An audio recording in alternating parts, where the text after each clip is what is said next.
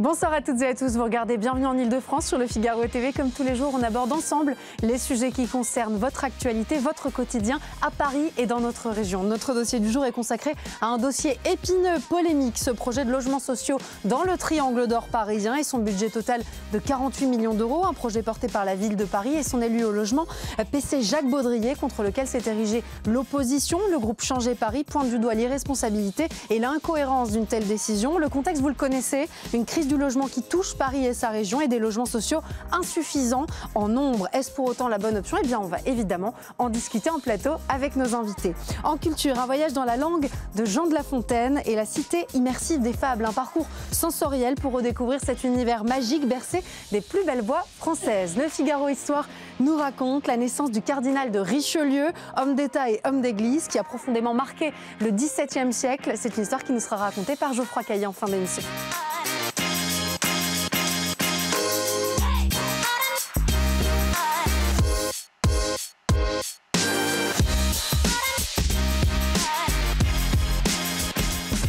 Dans un tweet, Jacques Baudrier, adjoint à la maire de Paris en charge du logement, se félicitait de la création de 23 logements sociaux dans le triangle d'or, alimentant ainsi une polémique qui enfle depuis sur les réseaux sociaux. Aurélien Véron, porte-parole du groupe Changer Paris, dénonce quant à lui un coût lunaire de 2 millions d'euros par appartement. Ils sont évidemment sur le plateau de Bienvenue en Ile-de-France pour en discuter avec nous. Et nous avons choisi un expert également pour nous permettre d'y voir un peu plus clair. Henri Buzy-Cazot, merci beaucoup d'être avec nous. Vous êtes président de l'Institut du management des services immobiliers. Vous ferez un peu figure d'arbitre aussi évidemment dans cette discussion. Aurélien Véron, pour vous c'est une ineptie ce projet de logements sociaux, notamment porté par Jacques Baudrier mais aussi la ville de Paris? Le quartier, enfin l'immeuble est somptueux et depuis 17 ans il attend enfin d'être occupé. C'est un budget de 48 millions pour à la fin offrir 23 nouveaux logements sociaux dans un quartier des palaces, du haut luxe et puis des bureaux très prestigieux, les Champs-Élysées, l'avenue Georges V. Et je constate là-dessus un tour de passe-passe budgétaire qu'on va développer, qui fait que la mairie se vend à elle-même la valeur du bien bien plus élevée, et c'est là que Jacques Baudrier va dire que c'est une affaire, mais il se vend à lui-même ce bien pour récupérer l'argent tout de suite et le dépenser tout de suite.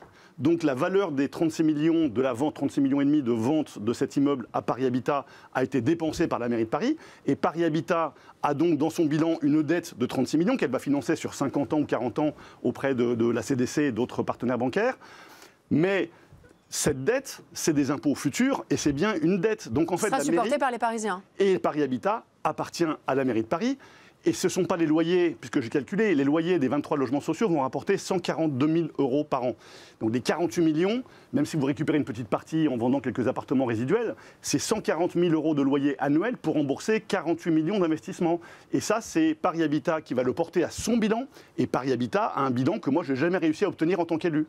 C'est très opaque, mais Paris Habitat appartient à la mairie de Paris. Et donc derrière, on imagine, c'est les Parisiens qui devraient supporter cette charge. Qui subventionne Paris Habitat? Ce sont les Parisiens à travers les impôts et les subventions. Jacques Baudrier. Alors, cette opération, déjà, il y a eu un article dans le Parisien on se félicitait, je me félicitais de la création de ces 23 logements sociaux. Ça, d'ailleurs, parler du bilan financier, qui est très bénéficiaire pour la ville de Paris. C'est d'ailleurs un cas exceptionnel. D'habitude, un logement social, ça coûte environ 150 000 euros par logement en moyenne. Je dis le chiffre au Conseil de Paris, très souvent en présence d'Aurélien Véron ici présent. Cette opération, elle est très bénéficiaire parce qu'on a pu acheter un immeuble très peu cher. C'était une opportunité. Et la ville de Paris, on gère bien l'argent des Parisiens. À l'époque, c'était de 2008, donc on a acheté très peu cher. Et donc, ça permet aujourd'hui de créer du logement social en faisant des bénéfices. Donc moi, j'ai été accusé par les réseaux sociaux, par des centaines de messages venant de droite dure, d'extrême droite, disant que c'était une gabegie d'argent public. C'est le projet qui rapporte le plus d'argent public. Alors, c'est pas vrai que ça donne des logements sociaux à 2 millions d'euros l'unité? Non, le coût, au contraire, c'est des logements sociaux dans le cadre d'une opération qui rapporte de l'argent. La ville de Paris fait un bénéfice de 18 millions d'euros. Donc ça ne coûte rien du tout, ça rapporte de l'argent. Donc il y a un certain... Alors, Aurélien Véron, je vous avoue que c'est un projet d'ailleurs qui est soutenu par beaucoup d'élus, dont la maire Les Républicains du 8e arrondissement. Jeanne Dautzer qui a confirmé auprès de l'AFP que la ville n'avait pas perdu d'argent et qu'elle n'avait pas dû le financer. Donc voilà, on en a gagné. Donc, alors il y a beaucoup de messages vraiment haineux. Alors ce n'est pas le cas de ceux d'Aurélien Véron, mais ces messages sont tendancieux. Et ce que dit Aurélien Véron sur le bilan est totalement faux. Et je lui ai déjà transmis les délibérations du Conseil de Paris qui ont été présentées en 2023, on est membres tous les deux du Conseil, qui explicitent tous les chiffres.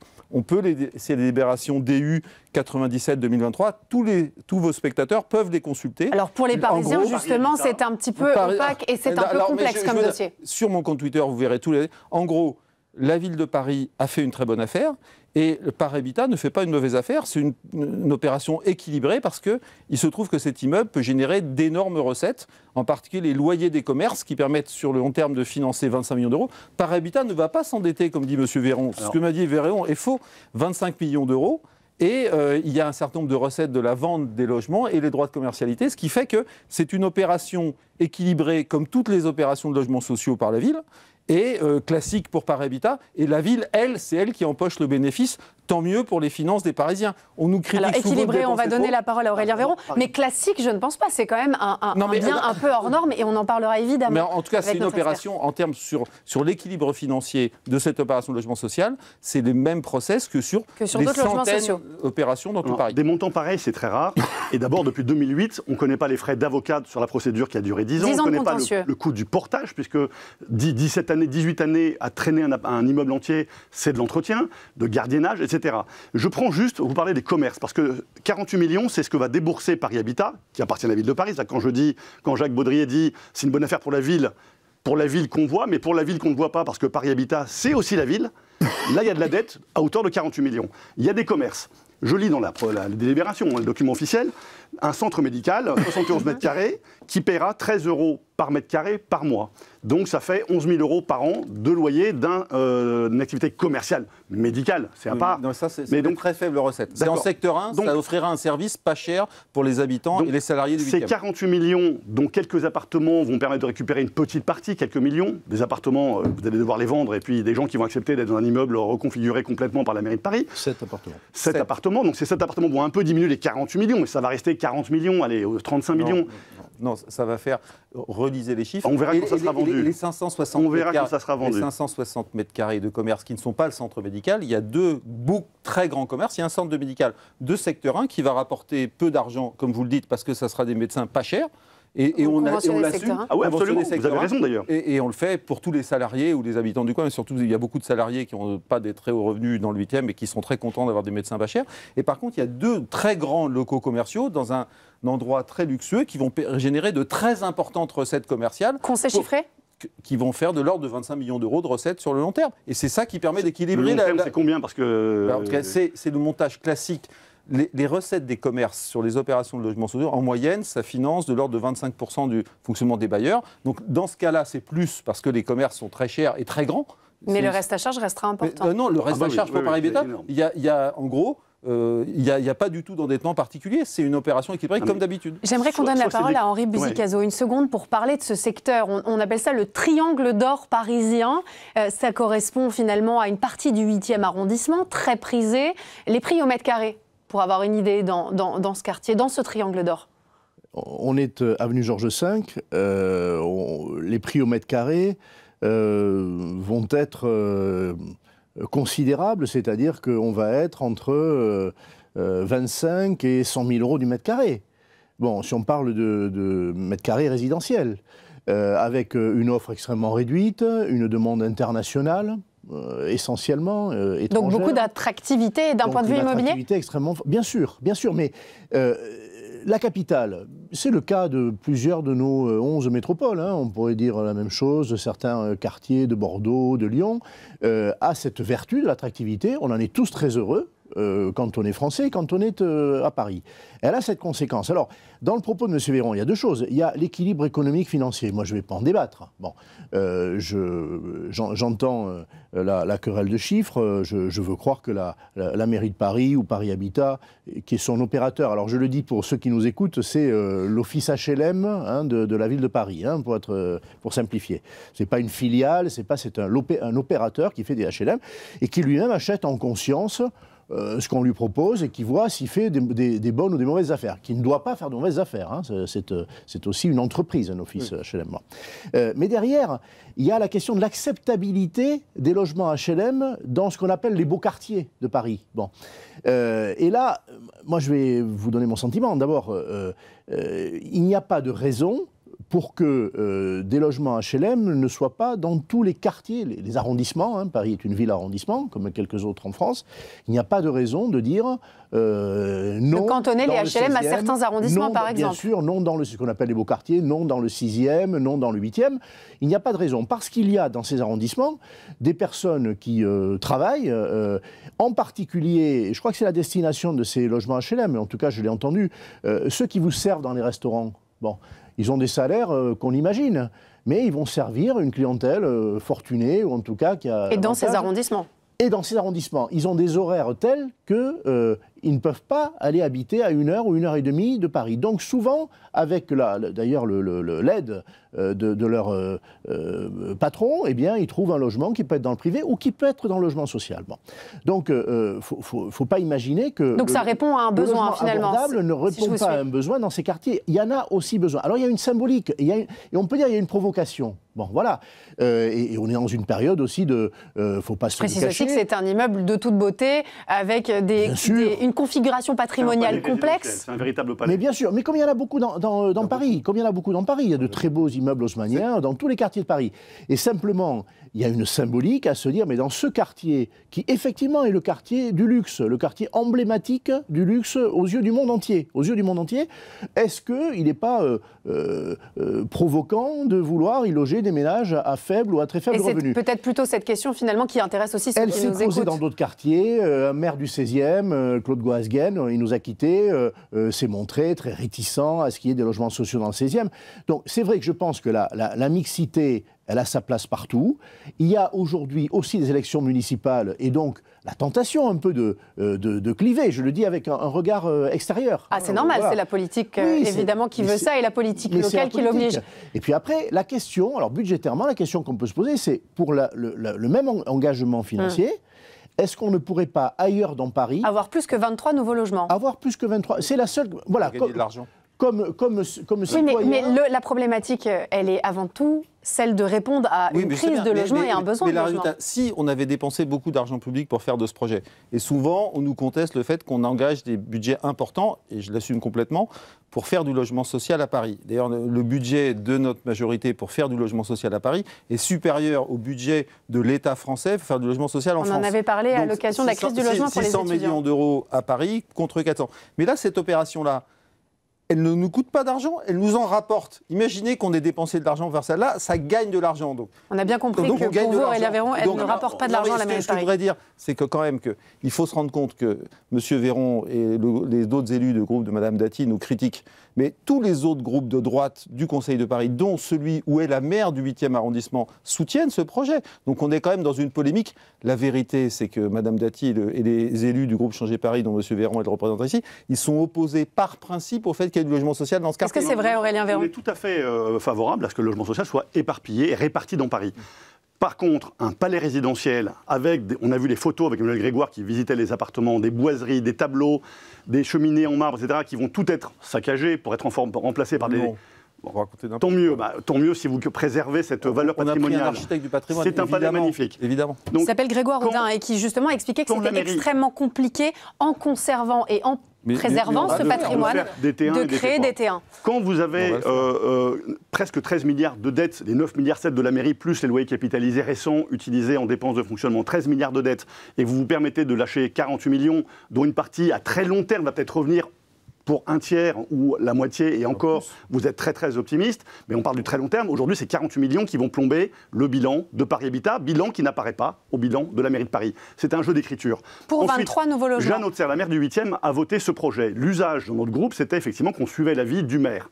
Contrairement à notre doctrine qui est opposée, à la préemption forcée, il n'y avait pas d'urgence, et deuxièmement, le montant considérable d'argent public qui va être englouti dans ce projet, qui va être une provocation vis-à-vis des Parisiens qui ont du mal à se loger. Sans oublier que ces 23 logements sociaux vont détruire des logements équivalents dans le quartier. Parce qu'ils vont vendre la commercialité qui va permettre à des logements privés de se convertir en bureaux beaucoup plus rentables en termes de loyer. Et là, la commercialité, n'oubliez pas ça rapporte beaucoup d'argent. Mais là, on est en train de transformer des bureaux en logements. Donc le bilan en termes de logement, ça va être plus de logements, on gagne de l'argent. Oui, non, attendez. Je dis juste que quand vous transformez des bureaux en logements, vous vendez une commercialité qui permet de faire exactement l'inverse dans le quartier. Oui, donc un promoteur va acheter... Mais 3 fois moins. Donc, en gros, il y aura plus de logements. Pour Airbnb, mais... donc il va y avoir des promoteurs qui vont racheter des logements dans le quartier, les enlever du marché immobilier, donc les classes qui vous laissent loger en moins d'immeubles, pour les convertir en bureaux beaucoup plus rentables. Donc votre opération va être en plus perdante pour le marché privé du logement. C'est le principe de la commercialité. Oui, mais elle n'est pas perdante. Globalement, vous le savez très bien, le bilan est positif pour le logement. Quand on dépense de l'argent public, vous dites vous dépensez de l'argent public, et quand on n'en dépense pas, vous dites c'est pas bien, vous n'en dépensez pas. Donc il faudrait savoir. En gros, vous êtes contre le logement social dans ce quartier, vous dites que les immeubles sont beaux. Mais dans le quartier, tous les immeubles sont beaux. Ça veut dire que jamais on peut en faire. Vous avez toujours un prétexte quelconque. En gros, le logement social dans les beaux quartiers, vous avez toujours une raison, un prétexte. Non, et là, Aurélien Véron, est-ce que quand on observe tous les autres élus de droite, vous êtes même minoritaire dans votre camp. La maire du 8e qui s'est éloignée de notre groupe, qui a quitté notre groupe, dont les positions étaient systématiquement alignées sur celle d'Anne Hidalgo. D'ailleurs, dans le 8e arrondissement, beaucoup d'électeurs s'interrogent sur les positions de l'actuel maire du 8e. Ça, c'est un choix politique de sa part à elle. Elle a contrevenu à toutes nos doctrines. Pardon, mais là, on est dans de la politique politicienne qui intéresse assez peu tous les autres maires d'arrondissement, à part Rachida Dati, votre idéologie. Ils ne sont pas sur votre ligne. Tous les maires de droite. J'aimerais qu'on écoute une seconde, un mot aussi sur cette crise du logement qu'on connaît à Paris et en Ile-de-France, ce besoin de logements sociaux à Paris, mais aussi en petite couronne. De décision. Et j'aimerais qu'on parle pour ceux qui nous écoutent, des réels besoins et des solutions aussi. Est-ce qu'il y en a ? Nos 11 métropoles en France, Paris est la plus importante, se sont gentrifiées, voilà, c'est le mot, depuis 20 ans, non-stop. Paris est devenu, c'est vrai, une ville de riches. Mais ce n'est pas la seule. J'évoquais Bordeaux ou Lyon, on peut les citer aussi, et d'autres qui sont en train de le devenir. Ce n'est pas admissible, parce qu'une ville, c'est tous ceux qui y travaillent, qui doivent être dans la ville ou en périphérie, parce que c'est vrai que le Grand Paris est une réponse, on n'est pas obligé d'habiter dans Paris, mais il ne faut pas que le temps de transport soit excessif. Et une ville doit rester populaire, au sens populaire. Le logement HLM, il faut rappeler ça, il est ouvert à 70% des Français en termes de revenus. Donc il ne faut pas non plus imaginer qu'au cœur du 8e, par exemple, c'est l'exemple du jour, ou au cœur du 7e ou au cœur du 13e, on va faire venir des très pauvres, des gens désociabilisés, des gens décalés. Il ne faut pas caricaturer la population qui habite dans les HLM. C'est les ménages intermédiaires pour la plupart d'entre eux, et qui travaillent. Donc ceux-là ont un besoin d'accessibilité. On a un problème dans ce pays et il va rester. C'est un cancer. Je me réjouis qu'on parle de plus en plus de logements, tout parti confondu, tout niveau d'élus confondus. Parce que la crise du logement est réelle. Ça va être un thème central des municipales et pas qu'à Paris. Ça va être un thème central des présidentielles, des législatives s'il y en avait, et il y en aura bientôt de toute façon. Très clairement, la souffrance qu'on a quand on est obligé d'être à 1h30 de la ville où on travaille. Et le télétravail, on le sait, n'a pas tout réglé. On est même en train de revenir en arrière. Et surtout, il y a beaucoup de métiers qui ne sont pas éligibles au télétravail. Parler de métiers de service, de restauration, c'est une évidence. Donc, de toute façon, il faut travailler à cette accessibilité. Moi, je reconnais que la ville de Paris, aujourd'hui, je ne prends pas parti, c'est d'ailleurs un mouvement qui est engagé depuis longtemps, a majoré au fur et à mesure sa proportion de logements sociaux. On est à 25%, je crois, aujourd'hui. Alors, faut-il aller au-delà ? Avec pour objectif d'être à 30% d'HLM d'ici à 2035. Je ne me prononce pas sur les objectifs. Je dis qu'aujourd'hui... C'est 40 pour Emmanuel Grégoire, voire 60, il avait annoncé 60. Je trouve qu'aujourd'hui, municipalisé. En tout cas, cette réponse de 25%, beaucoup de villes devraient l'avoir. Et c'est une réponse. Ce n'est pas la seule. Le logement privé qui fait l'essentiel... Et puis, ce n'est pas avec 23 nouveaux logements qu'on va répondre non plus à la crise du logement. Mais il faut... Et le logement privé lui-même... Bien sûr. Le logement privé lui-même apporte l'essentiel des réponses, c'est très clair. Et donc, bien sûr, il y a la question de l'encadrement des loyers, il y a la question de son contrôle. Permettez-moi de modérer votre propos, parce que vous êtes très très favorable à cette politique. Depuis 20 ans, la majorité des logements sociaux créés à Paris ont détruit le logement privé. Ce sont des préemptions du parc privé qui ont remplacé du logement privé pour du logement public. Donc on a rétréci le parc privé pour augmenter le logement public. Il me sert le même discours à chaque Conseil de Paris. Ce sont les chiffres de la pure. La 12e fois, je vais dire que c'est faux. Nous rachetons, cette année, nous rachetons beaucoup de logements, en particulier depuis 2-3 ans. Donc en moyenne, on en rachetait 500-600 par an, mais cette année, on va racheter 2000. Nous rachetons en priorité des immeubles avec des logements vides, soit nous transformons des immeubles de bureaux comme celui du 37 avenue Georges V, c'était des bureaux, il y a 0 logement, et nous achetons aussi en partie des immeubles avec des logements en DPE EFG, donc qui sont interdits à la location, qui se vident ou qui vont se vider. Donc là, massivement, nous achetons des logements où il n'y a personne, où nous transformons des bureaux et des garages. Donc ce que dit M. Véron, mais c'est habituel et une fois de plus faux. Par exemple, rue des Archives, 2 immeubles entiers ont été convertis de logements en hôtel et en Airbnb parce que vos logements sociaux à Morlan ont permis la conversion dans l'autre sens. Donc quand vous transformez des bureaux en logements, vous savez parfaitement que derrière, vous allez convertir des logements en bureaux. En bilan, en gros, on convertit, c'est vrai, et tant mieux pour les gens qui habitent dedans, quelques centaines de logements chaque année, du logement privé en logement social, c'est-à-dire que les gens sont garantis de pouvoir vivre dedans il y a des batailles et payer moins cher. Donc, un bon avocat pour résister à la mairie. Donc ils sont ravis de rester, et à chaque fois, ils nous applaudissent. Vous évincez tous les locataires qui ont des loyers, qui ont des revenus supérieurs au seuil. 48 rue de Richelieu, j'ai des exemples, j'ai beaucoup d'exemples. On n'évince aucun locataire, je fais des réunions. On a bien compris que vous ne tomberiez pas d'accord. J'aimerais vous faire réagir. Je pense heureusement que la droite à Paris, ce n'est pas que les amis de Mme Dati du groupe, et que les 3 autres groupes de droite racontent quand même beaucoup moins de contre-vérités. Et c'est triste d'ailleurs que les Républicains aient choisi de s'allier derrière la chef du groupe. Si Mme Dati était la prochaine maire de Paris, Aurélien Véron, qu'est-ce qu'elle mettrait en place sur ce sujet du logement social ? D'abord, je crois que le budget doit être en priorité adressé vers les problèmes d'entretien, parce qu'il y a un parc social dans les quartiers qui est très très mal entretenu, qui est quasiment vétuste, avec des problèmes qui sortent dans le Parisien et dans la presse régulièrement. Il n'y a pas d'entretien, ça met des années à être résolu. Donc là, il y a une vraie priorité à entretenir. C'est choyer son parc, c'est l'entretenir, le valoriser, sans doute l'isolation changer pour faire face au réchauffement climatique. Donc ça veut dire investir, et la mairie elle commence à le faire, mais nous irons beaucoup plus dans cette priorité-là que dans l'achat et l'acquisition et la préemption de nouveaux immeubles. Et puis c'est peut-être acheter des immeubles plus simple, moins coûteux dans les quartiers de l'Ouest, en vendant des palaces comme l'avenue Georges V, qui ne sont pas du tout adaptés au logement social. Donc on va répartir le logement social dans Paris, notamment dans les quartiers de l'Ouest, mais pas dans les palaces, dans des immeubles plus simples, où le budget, l'argent public, qui est quand même rare, on va devoir éponger 13 milliards de dettes. Henri Buzicazo, on va devoir réagir l'argent public. On ne peut pas dépenser l'argent public indéfiniment avec, je vous dis, 48 millions, même si vous avez à long terme des projets. Non, il y a des dizaines de millions. On a gagné 18 millions d'euros. Logement social est une réponse, je redis, et sans prendre position. On ne peut pas déplorer qu'il y ait une bonne proportion aujourd'hui de logements sociaux dans Paris. C'est la loi, mais fallait-il encore arriver à la respecter ? Vous l'avez combattue, cette loi. Et fallait-il encore arriver à la respecter ? 25%, ça me paraît l'essentiel de la réponse, elle viendra des propriétaires, investisseurs privés, c'est-à-dire des ménages, comme vous ou moi, qui vont décider dans Paris d'acheter un logement. 65% des Parisiens sont des locataires. Parce qu'ils ne peuvent pas acheter. Oui, mais ça ne changera pas tout de suite, ça. Et donc, il faut être lucide. Dans les métropoles, on a une proportion qui varie entre 55 et 65%. Pas que Paris. Donc, il faut une réponse en termes de propriétaires investisseurs.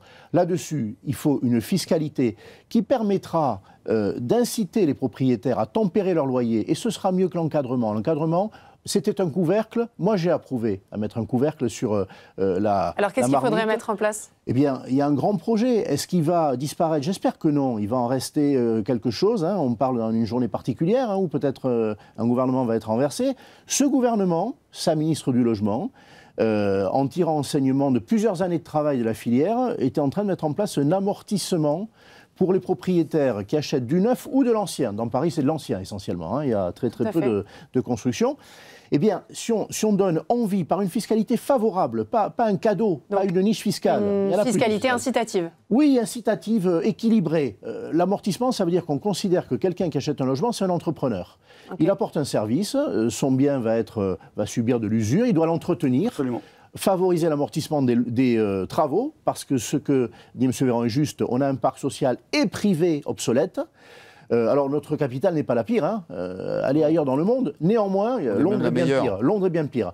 Mais moi j'aime bien prendre les bons exemples. Notre capitale, elle a un besoin de rénovation pas seulement énergétique, bien sûr énergétique, hein, et contre la chaleur et contre le froid, mais surtout une offre locative qui doit être entretenue. Ça passe par donner envie à des investisseurs qui ont 200 000 à investir, 200 000 euros, 250 000 euros avec un crédit.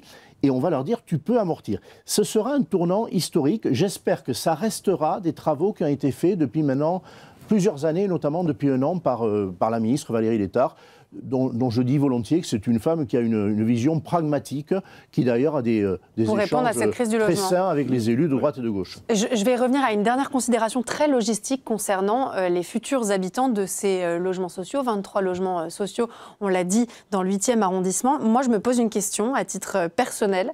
Je me dis comment est-ce qu'on peut vivre dans le 8e arrondissement, c'est-à-dire faire ses courses, se rendre dans les commerces, vivre correctement dans le 8e arrondissement, quand justement on est quelqu'un qui est éligible à un HLM. D'ailleurs, j'ai eu beaucoup de critiques, il y a eu des torrents de messages haineux anti-logement social. Ça n'a rien à voir avec le fait d'être anti-logement social, je me pose une question très pragmatique. Et y compris, il y a un certain nombre de gens qui ont posé cette question. D'ailleurs, il y a plein d'internautes qui ont répondu sur les réseaux sociaux en disant, voilà, il y a plusieurs supérettes, commerces, à moins de 100 mètres, où on peut tout à fait faire ses courses, parce qu'il y a plein de salariés... Mais qui sont tout à fait hors de prix. Non, pas du tout.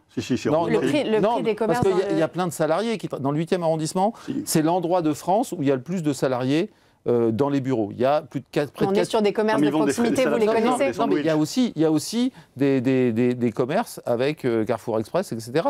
Oui, c'est des commerces de proximité où c'est très cher de faire ses courses. Pour des gens qui sont sur des minima sociaux, c'est extrêmement cher. Je peux vous dire c'est très cher. Non, mais c'est pas... Il y a des commerces qui sont aussi accessibles. Et puis à la fin, trouver tous les prétextes. C'est pas un prétexte, c'est une question sur la faisabilité. La faisabilité, nous, très clairement, on a déjà fait plein de logements sociaux et on va en faire dans les secteurs aisés et on n'a jamais eu aucune protestation d'un locataire contre ces logements sociaux, au contraire. Et donc, ça fonctionne très bien, on en fait des milliers de logements sociaux. Et je voudrais quand même rajouter que les critiques de M. Véran sur la rénovation du parc social, il y a des rapports de l'État, l'organisme de l'État qui contrôle nos bailleurs sociaux, a dit que notre niveau de rénovation et toutes les études le prouvent étaient exceptionnellement bons. Donc il n'y a rien à faire, tout est parfait. Non, tout n'est pas parfait, il faut continuer à investir, mais la ville de Paris, c'est celle qui investit le plus dans sa rénovation du parc social, avec les meilleurs résultats de France et d'Europe. Donc je l'ai déjà dit plusieurs fois à M. Véran. Aurélien Véran, une dernière réaction, s'il vous plaît. Vous verrez si vos locataires sont convaincus. Une dernière réaction sur justement la faisabilité et la vie de tous les jours pour ceux qui y habiteront. Non, mais je crois que notre expert l'a résumé. C'est une provocation idéologique. Voilà, il faut mettre un palais au milieu du quartier de riches pour casser le ghetto de riches. C'est la fameuse doctrine de la majorité sortante. Mais cet argent-là est bloqué d'une manière... D'abord, il est bloqué depuis 2008. C'est comme un immeuble parmi de nombreux autres qui sont vides. Ça, c'est parce qu'il y a eu un procès des vendeurs acquéreurs. Il y a eu 12 ans de procès. Ça fait 7 ans qu'il est fini. Donc c'est quand même 17 ans de blocage. Et puis c'est un palais, encore une fois, c'est un palais qui est au milieu du quartier d'ultra-luxe. Le 8e est grand. Il faut éparpiller et diversifier le logement social à Paris, mais pas à avenue Georges V ou avenue Champs-Élysées. Ça n'a pas de sens. En gros, à chaque fois... C'est une provocation, c'est une affaire de communication. Et ça sera vraiment le mot de la fin. De toute façon, vous êtes irréconciliables. Je veux bien mettre beaucoup de bonne foi et beaucoup d'énergie là-dedans. Tant mieux pourquoi la mairie de Paris a 13 milliards de dettes. On échange avec Aurélien Véran à chaque fois, le logement social, soit l'immeuble est trop beau, soit c'est trop cher, soit c'est pas assez cher, soit ils ont toujours une raison. Je ne sais pas si l'immeuble est trop beau, mais il est très beau. Il est très beau, mais tous les immeubles du quartier sont très beaux et on fait plein de logements sociaux dans des immeubles aussi beaux. Donc M. Véran, comme les amis de Mme Dati, ils ont toujours un bon prétexte pour refuser le logement social. Heureusement, il y a des élus de droite plus responsables comme la maire du 8e arrondissement qui n'ont pas des discours aussi idéologiques. Et je remercie d'ailleurs Le Figaro qui a fait un article tout à fait en donnant les vrais chiffres, évidemment pas ceux de M. Véran. Peut-être que Jeanne Authier sera votre candidate au municipal. J'y arriverai pas. Je vous remercie tous les deux. Et merci beaucoup à notre expert qui a été extrêmement calme et mesuré. Merci beaucoup Henri Buzicazo d'avoir été également avec nous. Merci messieurs, on passe tout de suite à l'entretien culture.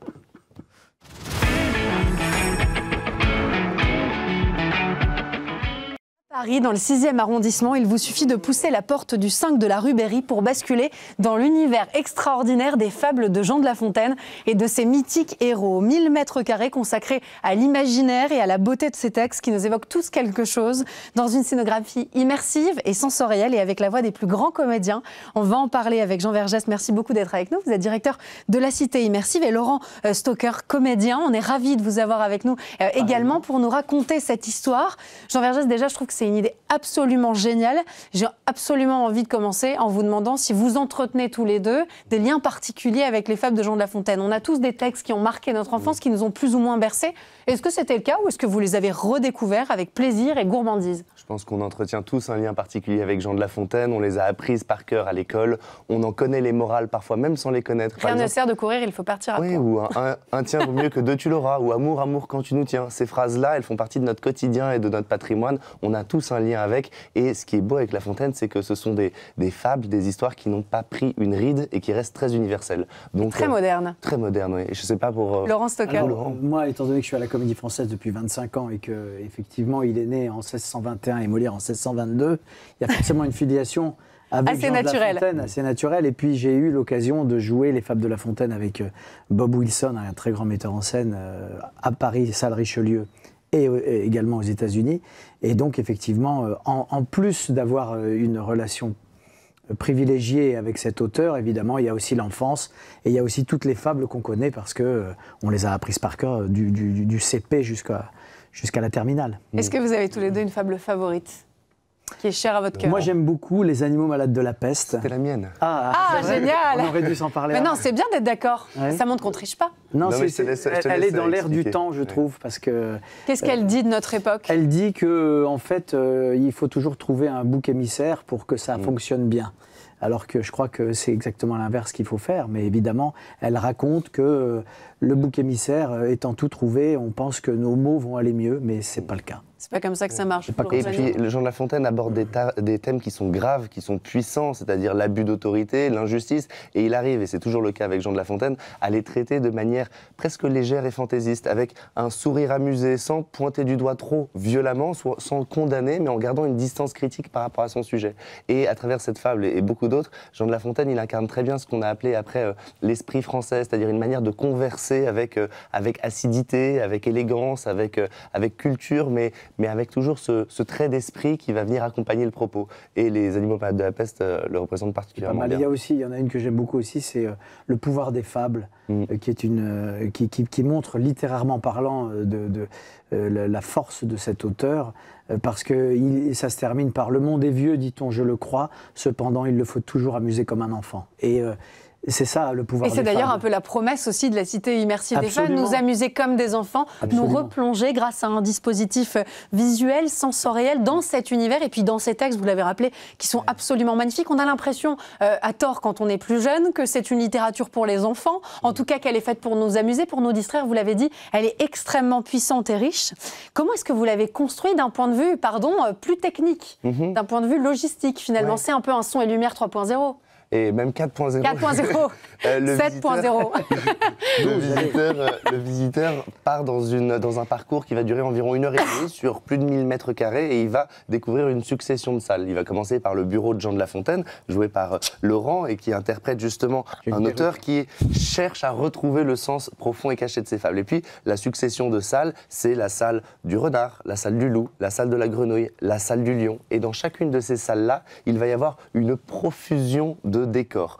Par exemple, la salle du renard fait penser à un jardin à la française. Celle du loup fait penser à une forêt un petit peu lugubre. Celle de la grenouille, c'est un marais boosté aux stéroïdes de la mégalomanie. Et à chaque fois, on se retrouve avec des lumières, de la musique, des effets spéciaux comme de la fumée, des odeurs et des bulles. Et dans chacune de ces salles-là, il y a un spectacle principal qui se joue sur des écrans intégrés dans les décors où on va faire revivre la fable. Donc là, c'est une forme de narration ? C'est une forme de narration, tout à fait. Et à la fin du parcours, il y a ce qu'on appelle la salle des rêves. La salle des rêves, c'est une grande salle de 200 mètres carrés avec des vidéoprojecteurs à 360 degrés, un peu comme l'Atelier des Lumières, mais où cette fois-ci, on va encore une fois redécouvrir des fables avec la musique signée par Bon Entendeur, d'ailleurs, qui met tout ça en musique. La bande-son est magnifique. Ouais.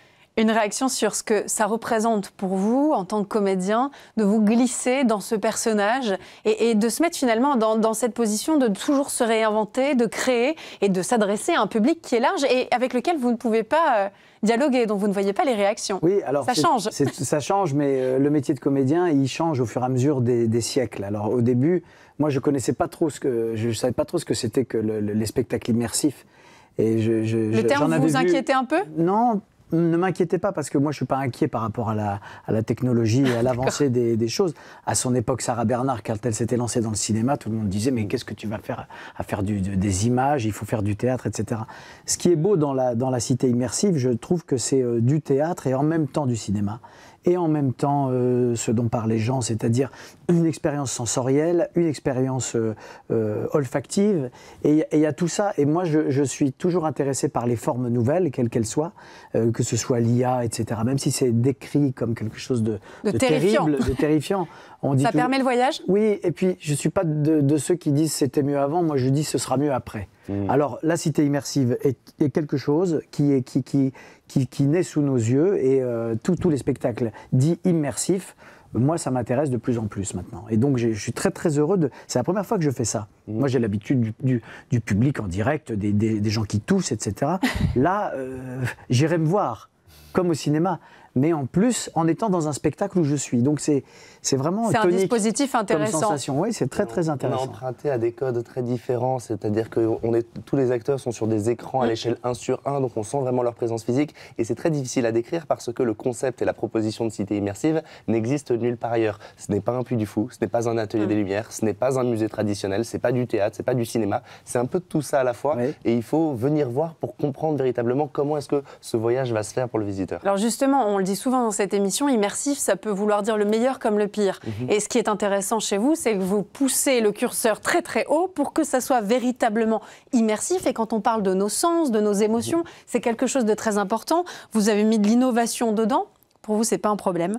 Laurent Stocker, bien au contraire, c'est une manière de nous faire voyager, de nous faire revivre aussi ces mondes qui ont peuplé notre enfance. Comment est-ce que vous avez sélectionné le parcours? Parce qu'il y avait plusieurs choix qui s'offraient à vous. Moi, je trouve ça génial de commencer avec Jean de La Fontaine, puisque ça sera notre guide, finalement, aussi dans ce que va représenter cet univers.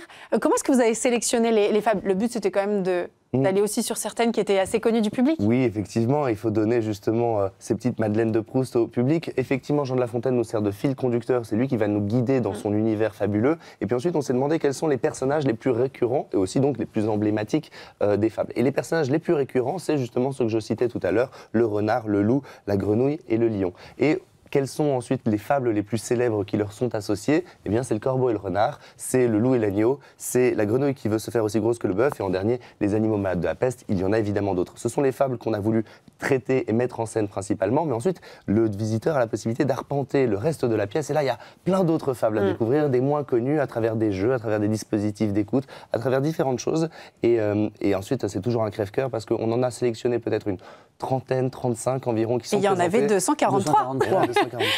Et ce qui est bien aussi dans un spectacle comme celui-ci, je trouve, enfin dans cette cité, c'est que quand on a vu le résultat et que quand on va d'une salle à l'autre, à la fin, il y a une sorte de bibliothèque, de librairie, où on peut aussi se dire, voilà, maintenant, on revient à la chose primordiale, au livre. Le texte. On revient au texte, on revient au livre. Alors on peut se mettre dans un sofa et il y a des livres pour enfants, il y a des livres pour adultes et on peut rester le temps qu'on veut. Tout à fait. Je crois que c'est voilà, vous pouvez rester toute la journée. Enfin, non, pas trop. Vous parlez de l'intérêt de l'avenir et de ce qui sera demain. C'est intéressant justement cette frontière entre le passé, le présent, le réel, de pouvoir attraper ce livre à la fin de sa visite et justement se replonger dans le texte, dans ce qui est à l'origine finalement aussi. Il y a des textes originaux aussi, il y a des textes tout au long du parcours. Du 17e. C'est quelque chose qu'il faut réussir à trouver, c'est trouver l'équilibre entre l'immersion et le divertissement, mais aussi quelque chose qui apporte un petit supplément, un supplément de connaissances, un supplément d'âme. Donc, oui, parce que vous avez pour objectif de nous faire bosser. Alors bosser avec un plaisir immense, mais l'idée c'est qu'on apprenne quand même un certain nombre de choses. C'est assez pédagogique pour les enfants. Exactement. Donc on a été accompagné par un comité scientifique composé de 3 historiens spécialistes de l'œuvre de La Fontaine et du XVIIe pour rédiger l'ensemble de la médiation. Il y a des panneaux de salle partout, il y a des objets de collection qui viennent raconter aussi une histoire. On travaille également avec le youtubeur Nota Bene, avec sa célèbre chaîne YouTube, qui est présent dans toutes les salles du parcours à travers des petites vidéos pédagogiques, capsules vidéo, qui vont venir faire des analyses de texte, replacer l'œuvre de La Fontaine dans sa vie et dans le contexte de son époque. Et donc tout au long du parcours, il y a ces différents niveaux de lecture qui permettent aux enfants et aux néophytes de passer un bon moment sans se faire trop compliquer la tête, on va dire, et en même temps aux personnes qui souhaitent avoir plus de connaissances, de lire des informations, de découvrir. Et donc, le but, et c'est comme ça qu'on se voit, c'est on est une passerelle vers quelque chose de plus, vers du savoir, vers le texte et la lecture, vers peut-être demain un ouvrage plus spécialisé ou une autre exposition. Château-Thierry et le musée Jean de La Fontaine, par exemple, il y a plein d'occasions de profiter. Ça vous plaît d'être une passerelle ? Ah oui, bien sûr, mais culturellement, c'est très enrichissant. C'est le rôle du comédien aussi. C'est le rôle du comédien. Le rôle du comédien est de divertir. C'est la première chose dont parlait Molière, et évidemment, bon, j'ai cette filiation avec lui. Mais il faut travailler. Il faut se dire que quand on va voir un spectacle, c'est comme quand on était enfant et qu'il n'existait pas encore ni l'IA ni Wikipédia. On allait dans le dictionnaire chercher un mot, ce mot nous renvoyait à un autre mot, qui nous renvoyait lui-même à un autre mot. Et on continue. Et c'est ça le travail culturel, le travail pédagogique et culturel, c'est qu'on a envie d'approfondir et d'aller encore plus loin. Donc on va commencer avec la cité immersive, on va avoir envie de continuer à lire et puis d'aller voir un spectacle sur Jean de La Fontaine. On tire une ficelle et finalement derrière on découle plein de choses pour se nourrir, s'alimenter de jolies choses, de beaux textes. Et vous l'avez dit, de cet art français. Vous êtes entouré de sacrés noms quand même. C'était un choix, j'imagine, qui est complètement assumé. Vous avez évidemment choisi Laurent Stocker de la Comédie Française, des comédiens talentueux, des belles voix également d'artistes. Je pense à votre Louve, Ariel Dombal, je pense à Marie Saint-Filtre en Grenouille, Alexandre Astier. Pourquoi ce choix? Est-ce qu'il fallait des gens capables de porter aussi ce projet avec vous, de nous embarquer dans cet univers des fables? Déjà, quand on travaille avec des acteurs de ce talent-là, la qualité du projet se ressent elle est garantie, énormément. Et elle est garantie, et on a des spectacles en face de nous qui sont sublimes. Et ensuite, j'ai envie de dire, il y a certains personnages qui s'imposaient de même avec des acteurs. Vous pensez à la Louve? Je pense à la Louve, par exemple, avec Ariel Dombal, qui, donc, dans la fable, le loup est un animal qui est sauvage, qui est libre, qui est épris de liberté. Ariel Dombal incarne à la perfection cet idéal, cette présence un petit peu au-dessus des réalités pratiques et contemporaines, et elle l'incarne parfaitement. Je pense à un autre personnage aussi, c'est le lion qui est joué par Alexandre Astier. Lorsque l'on pense à Alexandre Astier, on pense notamment à son personnage du roi Arthur et de ce roi un petit peu décalé, de ce roi un petit peu absurde, mais en même temps faisant preuve d'autorité et de figure royale. Eh bien, c'est exactement le personnage du lion auquel on pensait. Et je pourrais prendre un dernier exemple, c'est Marie Saint-Filtre lorsqu'elle joue la grenouille. On s'est demandé, c'est qui une grenouille en 2025? C'est Marie Saint-Filtre. C'est qui celle qui veut vraiment être plus grosse que le bœuf? Alors non, ce n'est pas Marie Saint-Filtre, mais c'est le personnage d'une star de télé-réalité qui est un petit peu exubérante et mégalomaniaque. Et Marie Saint-Filtre, avec son personnage, elle est une exceptionnelle artiste et interprète du personnage grotesque et outrancier. Elle a cette palette, tout à fait. Et lorsqu'elle le joue, ça marche extrêmement bien. Donc, voilà. Les synergies ont fonctionné entre vous? Oui, vous avez raison de parler de Charles Berling. Un grand acteur de théâtre et de cinéma aussi, et qui a magnifiquement fait le renard, et puis les autres également. Ça vous a amusé de travailler sur ce projet, de recroiser certains Beaucoup, ça m'a amusé, et les tournages se sont passés en 3 jours, et c'était riche et c'était dense, et il y avait tous ces textes qui revenaient, et toute cette ambiance littéraire du XVIIe, mais transposée, comme c'est le cas pour Molière, en 2025, et ça tient toujours, et on a toujours envie d'écouter ces textes-là. C'est ça qui est le plus important. On se quitte sur la bande-annonce, et puis évidemment, on dira un dernier mot en plateau, mais j'aimerais qu'on la regarde ensemble.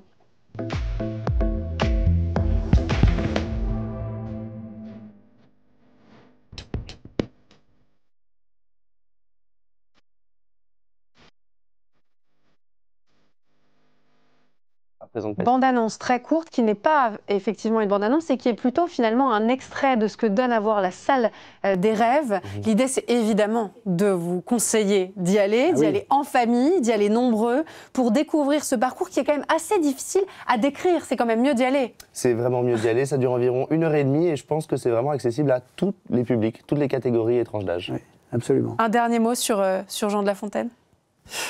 Il est au Père-Lachaise, à côté de Molière. J'espère qu'ils discutent encore tous les deux. Ils doivent se dire de sacrément jolies choses. Ils doivent se raconter pas mal de choses. Merci beaucoup Laurent Stocker, merci beaucoup à tous les deux d'être venus sur le plateau de Bienvenue en Ile-de-France pour nous avoir présenté la cité immersive des fables. Et on passe tout de suite au Figaro Histoire nous raconte.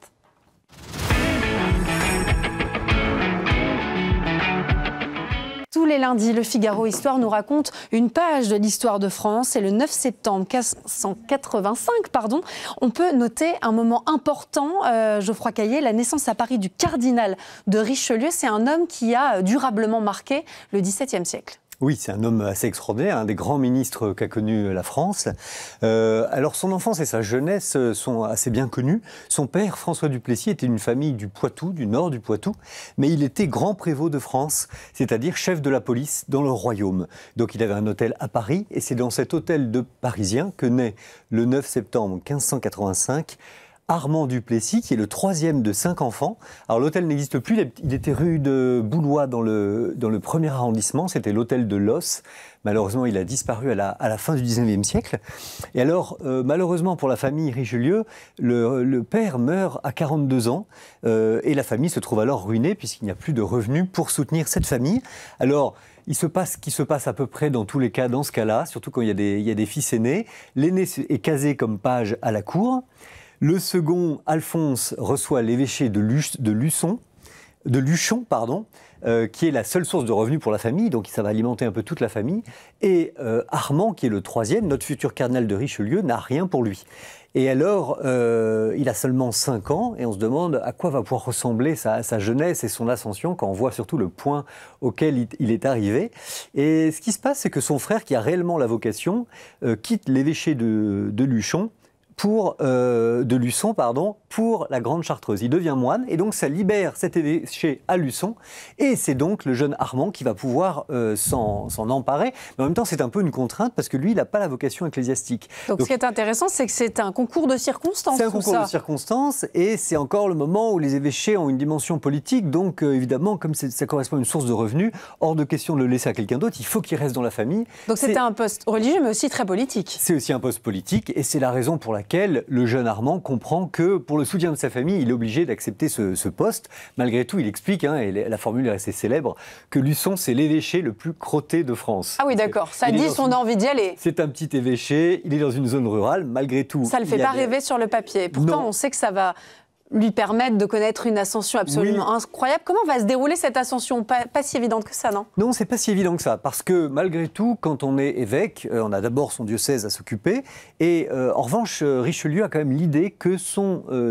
évêché peut le mener à la politique. Il a compris qu'en politique, il fallait servir celui qui gouverne. Or, en 1610, Henri IV est assassiné, on en a déjà parlé.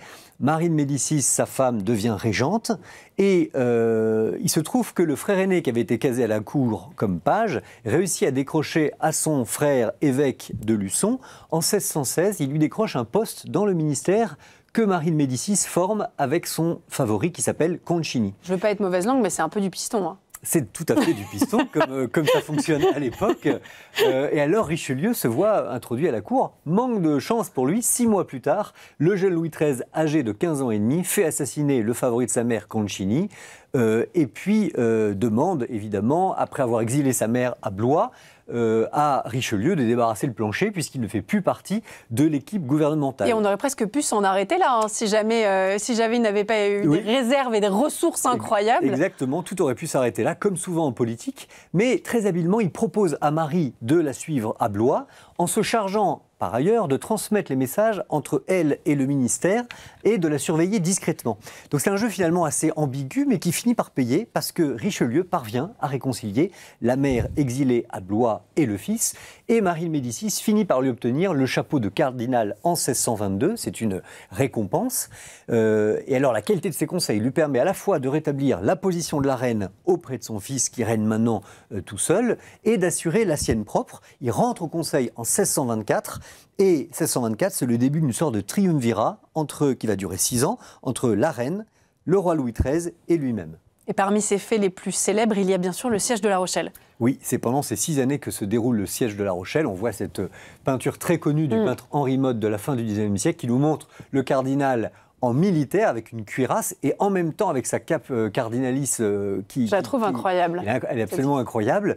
Alors qu'est-ce qui s'est passé? La Rochelle, c'était une des places protestantes qui avait été concédée par l'édit de Nantes, par Henri IV, mais ses habitants commettent l'imprudence de se rebeller contre Louis XIII.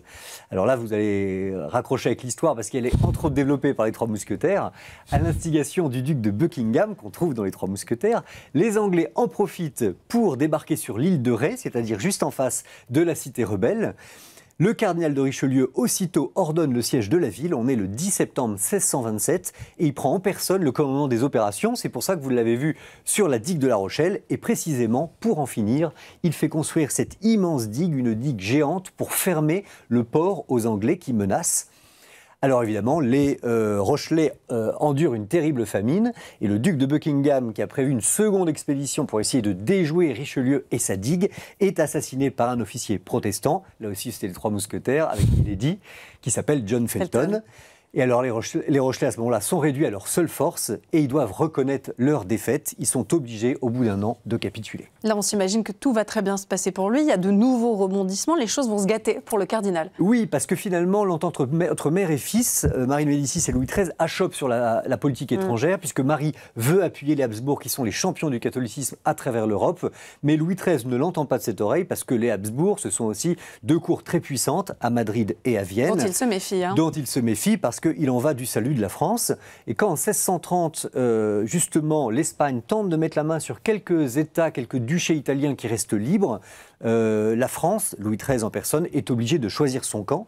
Et à ce moment-là, Marie de Médicis se rend compte que le cardinal de Richelieu, qu'elle lui croyait tout dévoué, est en fait du côté de son fils Louis XIII pour la défense de la France contre les Habsbourg. Or, Richelieu est encore un homme de Marie, l'intendant de sa maison, le maître de ses affaires. Ça lui plaît pas, Ça ne lui plaît pas, elle est absolument furieuse. Elle le congédie avec fracas le 10 novembre 1630 et elle exige de Louis XIII qu'il renvoie son principal ministre du ministère. Et là encore, on peut observer l'une des qualités principales du cardinal Richelieu, son extrême habileté pour s'en sortir de toutes les situations. Il va être très fort, ça s'appelle la journée des dupes. Le 11 novembre, lendemain de son renvoi, il parvient à s'introduire dans les appartements de Marie de Médicis au palais du Luxembourg, alors que le roi et sa mère sont en grande conversation.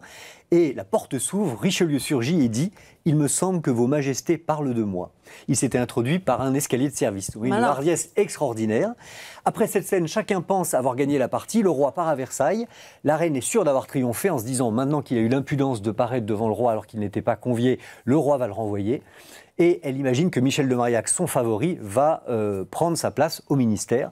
Et c'est tout l'inverse qui se passe, parce que Richelieu a la bonne idée de rejoindre le roi à Versailles. Et quand il arrive à Versailles, le roi l'accueille à bras ouverts en lui expliquant que c'est son parti qu'il choisit. Et donc finalement, le lendemain, Marie apprend l'arrestation de Michel de Marillac, le ministre, son favori qu'elle voulait mettre à la place du cardinal de Richelieu. Le triomphe est absolument complet pour l'homme en rouge. Comment va fonctionner dans la durée ce duo entre Louis XIII et Richelieu ? Alors c'est un duo qui est en fait brinque-ballant. C'est ça qui est très intéressant, c'est qu'il a obtenu de grands résultats alors que les deux hommes n'étaient vraiment pas faits pour s'entendre. Parce que Louis XIII était un homme volontaire qui avait le sens de son autorité royale, mais il était malmené d'une part par une santé chaotique et un tempérament mélancolique de l'autre. Mais il a eu la chance de trouver en Richelieu un homme d'une intelligence exceptionnelle, un homme extrêmement habile, énergique, on l'a vu, qui a mis toute cette intelligence, tous ses conseils à son service et au service de la France. Mais ce qui est très intéressant, c'est que Richelieu a toujours eu conscience que son existence politique dépendait du bon vouloir de son maître, le roi, et il se voulait lui-même le champion de la monarchie. Donc il lui était dévoué. Il lui était dévoué, et ça aurait été complètement contradictoire qu'il cherche à en imposer au roi. Et Louis XIII était un homme très susceptible et ombrageux, très conscient de son autorité, moyennant quoi il a eu du mal à supporter ce tempérament assez dominateur du cardinal. Et donc Richelieu a toujours eu peur d'être renvoyé, d'être congédié du jour au lendemain, et il disait cette phrase très célèbre: « Les quatre coins du cabinet du roi me sont plus difficiles à conquérir que tous les champs de bataille d'Europe. » Ça dit quelque chose. Ça dit vraiment quelque chose. Pour le reste, il a été très énergique, il a été sans pitié pour tous les opposants au pouvoir royal. On se souvient de l'exécution du marquis de Saint-Marc, qui pourtant était un favori de Louis XIII. Et puis il a développé son réseau bien connu aussi dans les Trois Mousquetaires d'espions, d'agents secrets. On l'a pas tout à fait décrit comme un homme formidable, pardon. Mais non, parce qu'il a fait beaucoup peur, parce que justement, il n'a pas hésité à employer des moyens énergiques. Mais c'est certain que c'était pas du tout le Machiavel non plus qu'on a décrit. D'abord parce que c'était un prêtre, et c'était pas un demi-prêtre. Il disait la messe tous les jours. Il avait le sens Donc ça, c'est la légende, finalement. Le Machiavel, c'est tout à fait la légende. Ça a été un homme d'État qui a pris des moyens parfois difficiles. On pourrait dire que c'était déjà une forme de réel politique, si vous voulez. Mais c'était adouci déjà par son tempérament chrétien et puis son souci, malgré tout, des affaires de l'État. Il savait qu'en définitive, son seul juge sur terre, ça serait le roi, et au ciel, ça serait Dieu. Alors du coup, ce qu'on peut dire, c'est que sans Louis XIII, pas de Richelieu, mais sans Richelieu, pas de Louis XIII non plus. Exactement. Ce qui est fascinant, c'est que cet attelage brinque-ballant a fonctionné quand même pendant 18 ans, vaille que vaille, pour le bien de la France. Leur œuvre est vraiment commune. Ils ont porté ensemble l'État à bout de bras. Ils ont tous les deux souffert de maladies. Le roi est mort à 43 ans, le cardinal à 57. Mais ils ont été les artisans d'une monarchie vraiment renouvelée. Ils ont eu à cœur de développer les réformes administratives qui avaient été commencées sous Henri IV, qui vont être poursuivies sous Louis XIV, de façon à faire de la monarchie française un grand édifice, libéré de l'empreinte, de l'emprise des grands seigneurs. On peut dire vraiment que leur œuvre est immense. Et alors, quand Richelieu meurt à Paris, le 4 décembre 1642, il meurt 6 mois avant Louis XIII, donc vous voyez, ils se sont vraiment suivis dans la tombe. Qu'est-ce qu'il a fait? Il a préparé la régence du jeune Louis XIV, qui a simplement 5 ans, avec Anne d'Autriche, et surtout Mazarin derrière. Il sait que le royaume est en de bonnes mains, il peut mourir avec la conscience du devoir accompli, et pour lui c'est le plus important. Et alors parmi la quantité de maximes qu'on peut tirer de ses œuvres politiques, car il a beaucoup écrit, des œuvres spirituelles, des œuvres politiques, il y en a une qui est indémodable et qui résonne peut-être spécialement aujourd'hui d'une façon particulière. Je cite, la politique consiste à rendre possible ce qui est nécessaire. À bon entendeur, salut. Exactement. Merci beaucoup Geoffroy Caillé pour cette chronique sur Richelieu qui aura marqué le règne de Louis XIII et bien sûr ce XVIIe siècle. Merci beaucoup de nous l'avoir si bien présenté. Moi je vous souhaite une excellente soirée. Je vous donne rendez-vous demain dans Bienvenue en Ile-de-France.